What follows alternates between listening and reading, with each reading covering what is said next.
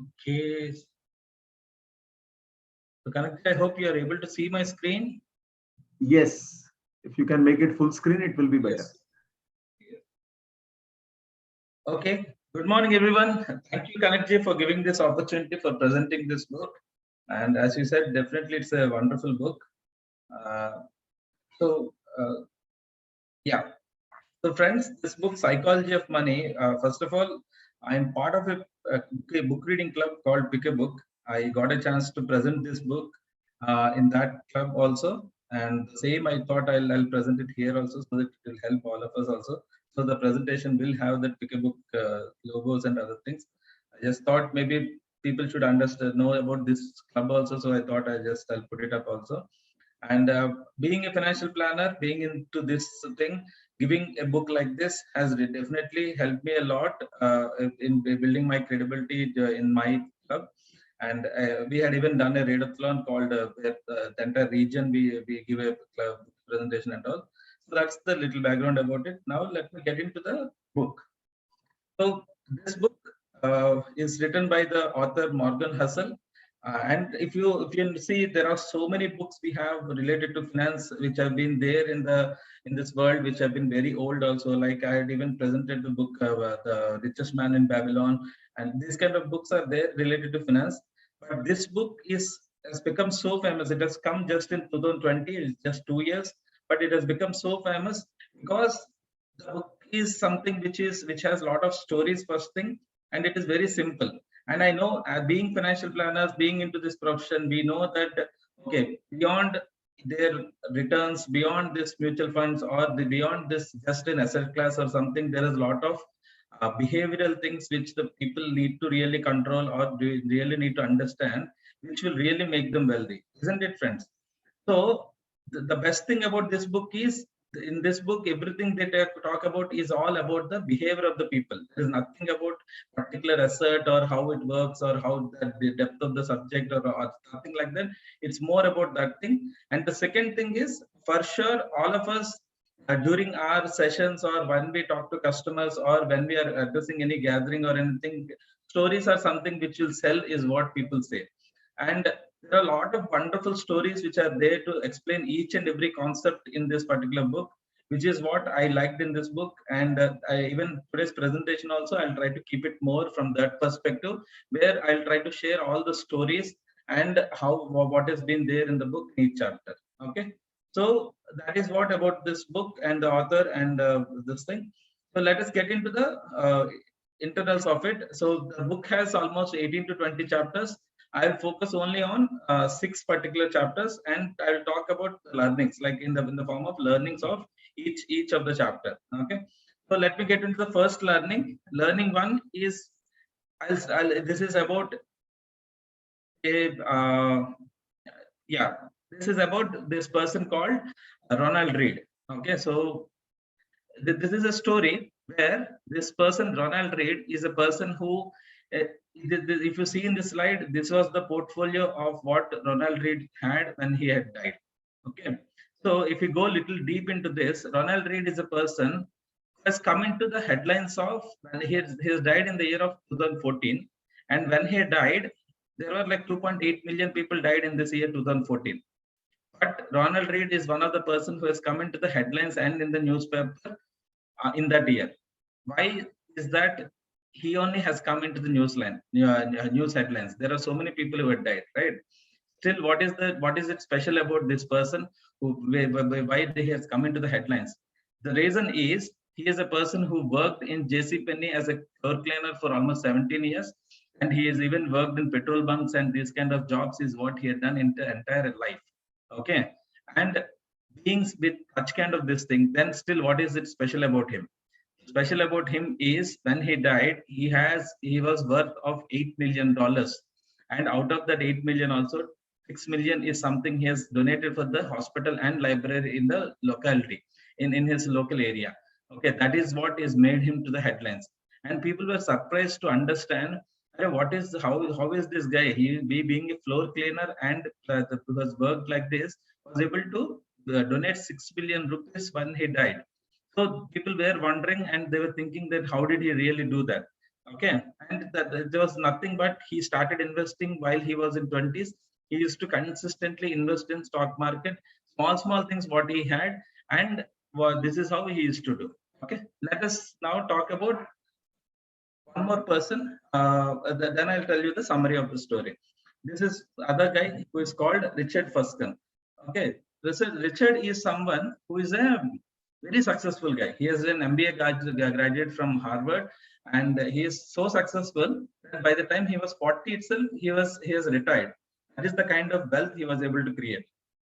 Okay, and such a successful man he was, and he had all the degrees. He was very intelligent and all this kind of stuff.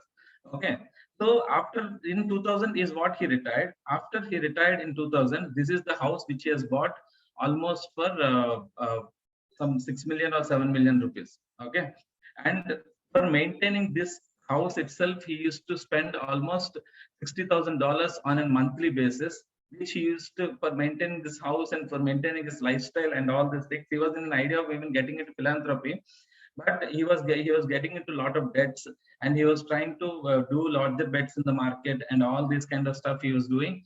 And he actually, during the 2008 financial crisis, his entire assets has collapsed, and he has collapsed completely. And even this guy has died in the year 2014 only. So now, if we understand this both, what the author was trying to tell is, see, there is a person who is worked in a JC Penney who didn't have any graduates and all these things, but he died with a $8 million in his net worth.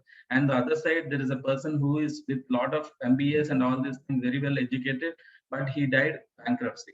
So author wants to clearly say is, in your life, for achieving anything, let us assume you want to build a big skyscraper, then definitely you need to have particular skills or knowledge and that kind of degrees and experience and all this kind of stuff, right?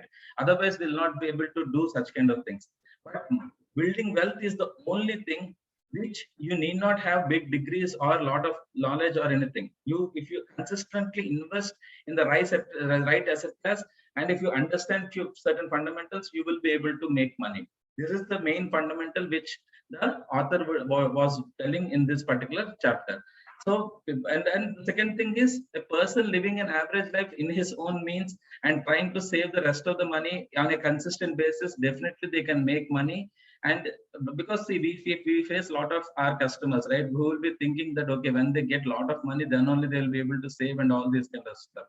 So these kind of stories is something which will really help us and which can really educate them so well that yes, small savings, whatever they do, is always good enough to make them wealth on a long-term basis. And actually thinking that you need to be a big guy, knowing a lot of stuff, and then you should be able to make money, and then only you will be able to become wealth, is not what they need to understand. So this is what about the first story and the first learning. Okay, and now let us get into the second story. What is the second lesson about? Coming to the second lesson is about this person called Jesse Livermore. Who is this guy? Jesse Livermore is a person who has been into trading in the 1920s, in those kind of years only. He is the first person who was really successful in stock market in the very early days. Okay, so he has been.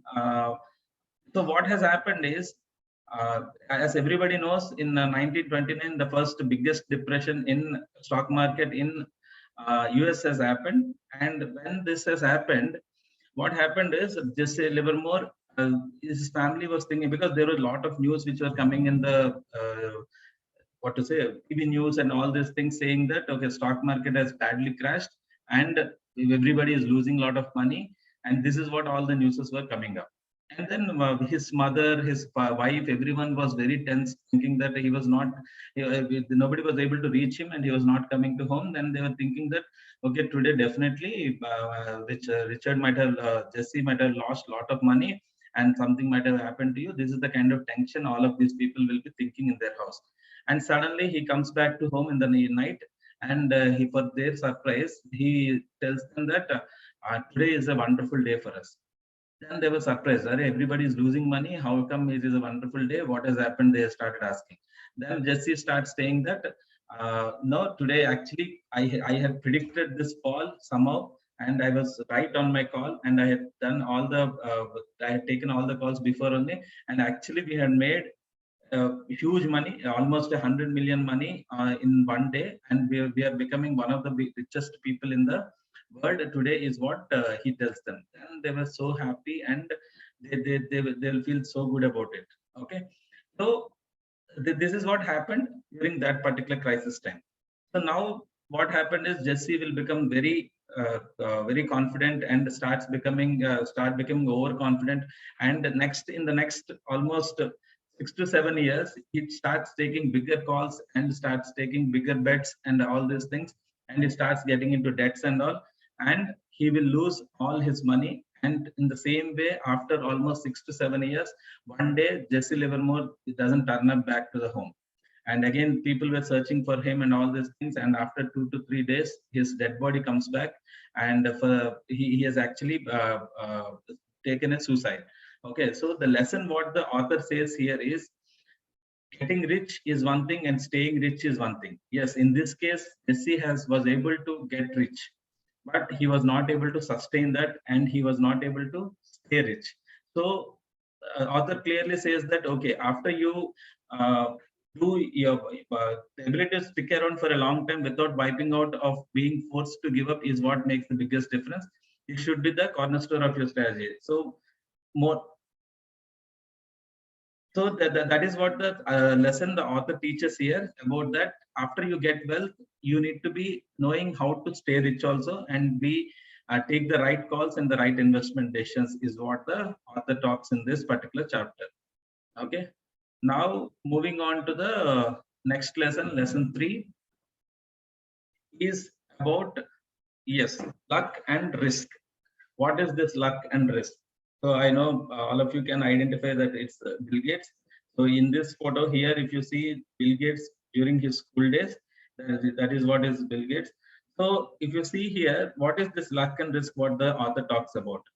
So Lakeside School is a school uh, in USA, and in Washington, and here is where uh, Bill Gates had studied his schooling. Okay, so if you see, almost 303 million high school kids will be there every year, and out of them 18 million are there in USA, and 2.7 in Washington, and 1 lakh in Seattle. And out of all the students who have been doing their schooling, only 300 kids get a chance to actually study in this particular school. So why are we talking so much about this particular school? Why this? What is this special about these 300 kids? The special about this 300 kids is, this Lakeside School has access to computers in the very early days, where entire world nobody had an access.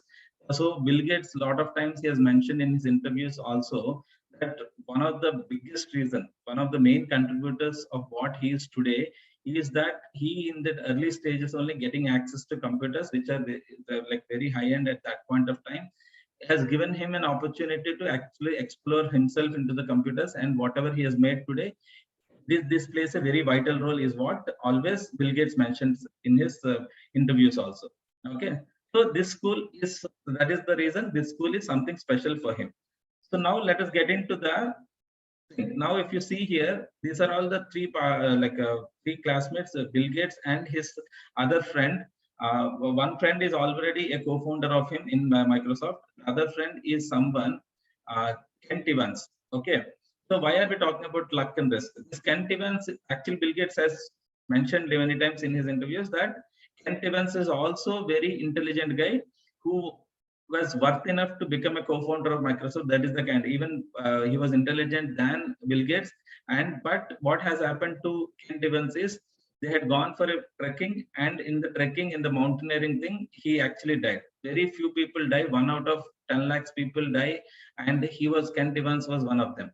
So studying in the same school has become a luck for Bill Gates, and studying in the same school has become a risk for Kent Evans, and where he lost the opportunity.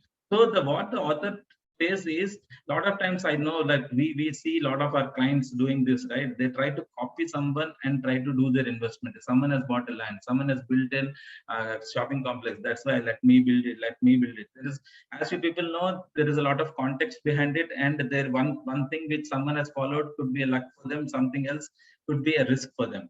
And when someone has made money in a short term, people think that okay, that could be a path, and then they will try to copy that, and that would become a disaster for these people, right? This happens a lot of times, and we struggle to actually explain them on why this happens, and why they should avoid this kind of stuff, right? So these stories is something which will really help us to really make them understand about what is the luck and the risk, right? So we can always guide our the author. That's what he says. Therefore, focus less on specific individuals and case studies and more on broad patterns, right? That is what the people actually, while taking their investment decisions, if they look at the broad patterns of the asset class, how it behaves and why they should invest and all these things. And yes, definitely all of us had seen a lot of people making money in cryptocurrency. That's the reason, without even knowing anything about it, other people had invested in it, burned their hands. So all this what is happens generally, right? So that person could be lucky, but that the same will be definitely will be a risky thing for the other people. So we can educate our customers, our clients, saying that yes, please concentrate more on the broad patterns, not on specific case studies or specific individuals. So this is what the story which talks about this particular learning. And then moving on to learning number 4. Yes, how to create wealth like Warren Buffett. As you all know, what the author talks in this particular book is, yes, there are many books about Warren Buffett, how he invests, what are the investment philosophy of Warren Buffett uses, and all these things. But what the author here clearly mentions is one major thing which people, most of the books or somehow he mentions this, that a lot of people has missed the importance of the time he has given. So the time is one of the major factor which has actually made Warren Buffett a very big whatever he is today. But somehow if you see, that's what the author talks about. This is a person who has made 66% CAGR in his career in whatever he's invested, but average CAGR of Warren Buffett's assets is 22% CAGR. But why Warren Buffett was able to make so much money, and why not the other people? If you see this cycle here, so Warren has started his investment at the age of 10 years. And by the time at 30 years, he was 9.3 million. And if you see here, today, whatever his $84.5 billion is what the net worth he has. When he was 60 years also, his net worth was hardly 2.5 billion. So 99% of the net worth what he has built is come to compounding, and which has happened after he crossed his 60 years. Now, comparing this to any other normal life, many other people do. What the comparison here, what the ordinary man does is at 10 years they play videos, and 20 years. This is what we see with our clients also, right? And then from 20 to 30, people will think that okay, let me explore life, like just got the job, let me enjoy and all these things. And once they start investing, and what is after 60, again they'll stop investing, and they'll spend the money for the retirement and all these things. So if Warren also has done the similar kind of thing, he would have made only 11.9 million net worth by the time he was 90. So that is the difference. So starting early. So this is the kind of example which the author shows from Warren Buffett's case clearly, and says that okay, see, Jim Simons is the person who actually says that 66% consistent CAGR creating is not a joke, right? He is definitely a person who really understands the assets, and who was able to do that. But unfortunately, he started his investment journey after he was 40 or 45 something, and he was able to create 21 billion. So the same person, if that CAGR, if you'd have done it from the early stages, what the author says, this is the kind of number would have been, which is too big, right? So author says that yes, time is the secret. His skill in the investing, but his secret is time is what he talks about. And so this story again helps us all to actually articulate to people on insisting on why time is very important, why people should actually, like recently I had done a IAP with a very young, it's a BPO kind of center where all the kids were 20, 21 years. When I shared this story, it worked out really well, and people immediately started whatever the small SIPs they could, and they felt very good. So definitely these stories will help us. And I'm moving on to the lesson 5. Yes, lesson 5 here. What author talks about is two families. Like, see, a lot of times we try to pitch to customers on what is right and other things, but what the author says is, come what may, how much ever you tell them and educate them, there are a lot of biases which will stay in their head, where from what background they had come from. Means, let us suppose if someone, while they're growing up, they'd seen a stock market crash, and if their parents or someone has lost money, and this kind of scenario, if it has happened, let us suppose someone has seen 1991 very closely and they lost some money and other things in 2012 or 2020. Even if you talk about stock market very great also, they will not listen to you, because that will stay back with them, the whatever they had experienced and all. So whatever the from the background, what they, from what generation they are coming from, what thinking, what different income, different economy, what they're coming from, based on all these things only, a lot of people take the decisions, is what the author talks about. So we think that, okay, why are the people take crazy decisions and all, but it's not crazy, is what author says. It all depends on the history, or from where they come from, and how they will be able to that is what, based on which the people take the decisions. So being financial advisors, if we can able to understand from where they're coming from and what has happened for them, and try to address that particular point, and then try to educate them from that thing on how to bring them out of that particular bias, then you will have a better chance, and you will be able to explain them better clearly on what is right and what is not wrong. And again, if they're into that, again, you can talk about these kind of biases, how they come from, and that will give us a better chance to explain them on how they should actually take decisions. So when it comes to the investor's point of view, that's what the author says. A lot of times people take decisions based on this kind of history and all. So don't rely on them. Don't take decisions based on those kind of what has happened in your past.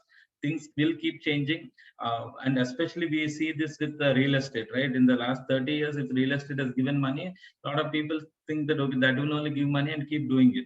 So investors should understand that, okay, things will change, and as per the market they should be able to invest, and as per the scenarios they should understand, and then take the decisions, is what the lesson clearly the author talks in that particular chapter. Okay. And moving on to the last lesson, lesson 6, which is a good thing, which a lot of people will understand easily, is, yes, a lot of people buy fancy stuff, like buying a car, buying something, where fancy clothes, or where out of their means they do. And a lot of people think that by doing such kind of things, they will get a lot of respect outside, and a lot of people are looking at them. But unfortunately, what the author says is that, frankly, people are not looking at you. People are looking at that particular car and thinking, themselves benchmarking that, Arey, yeah, I also should reach this level. And when will I reach this level? This is the kind of thinking actually goes into the minds of the people who are watching it. So author clearly says that we are in a wrong notation, that people are looking at you and feeling that, oh, well, this guy is very rich, or this guy is something he has and all. But unfortunately, that is not the case. So better you understand that and spend your money. Don't do things out of your means, thinking that someone is watching you and looking at these things, and actually thinking that you are great. But it is not about you are great. It is two things. One is that they're liking that car or whatever you're doing, and second thing is they would like to reach there, and there is nothing to do with you. So don't never get into this trap of trying to, no one is impressed with your possessions as much as you are. So this is what the author talks about. And yes, this is something, very good learning, which he talks about in a small chapter, which he mentions about it. So this is again, we can talk about this particular thing. uh, and the last one is, again, here I was spending money to show people how much money you have, in the fastest way to have less money. Here I have some very emotional story which I actually dealt with one of the client in my recent days is there was a customer who is like, there is a lady who has come to me. She is around 43, 44, and maybe a couple of years back, she lost her husband. And her husband is someone who used to be the head of one of the IT company. He was heading the entire Asia. He used to go around entire Asia for a lot of countries, and he was earning a very decent income. Okay, and they used to maintain almost 7 dogs when he was there, and they was having a very lavish house. The interiors are there. They spent a lot of money, and whenever he was in India, he used to throw big, big parties and all these kind of things. Is what he used to do.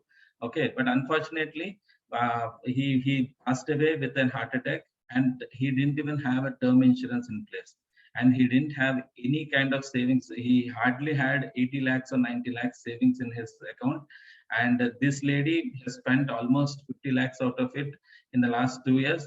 And now she has come to a stage where she is not able to maintain that 7 dogs. She's moving out of the house, also getting into a smaller house, trying to sell. This is the kind of condition she is getting into. So yes, this kind of stories is what the even the author says. Like, while I know, I'm sure all of you might have come across these kind of things where people actually show for showing off and all these things. They don't take care of the fundamentals, and actually they spend money and do all these things. So this is what, again, the concept, the whole concept, the author talks in this particular chapter. Okay, and the author says that, as we all mentioned, that please do your goal planning, and then you do the financial planning and do the thing. So, and finally, these are the few other chapters which are there in the book. Everything, all of them are so good. As I told you, all the chapters have wonderful stories which we can easily use in our practice, and which will really help us during our practice or any sessions which we do. And this is a wonderful book. I'll definitely recommend that each one of you should definitely read this particular book, and you will find it very exciting. And thank you so much, Kanakji, for giving this opportunity. And floor is open if anyone has any kind of question.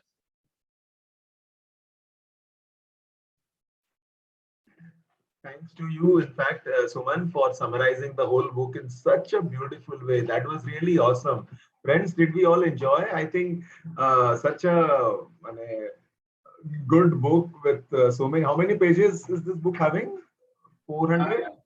Maybe 400 plus. So yes, boom, boom, boom. Any question, specific question, if anybody is having, you can ask, because after this, we are again going to move to a 900-page book, which is done by Vikas Harlalka. So that's again a very, very thick book. So any questions? Good, good. But no, very, very beautifully explained. Thank you so much. Thank you so much, Kanakji.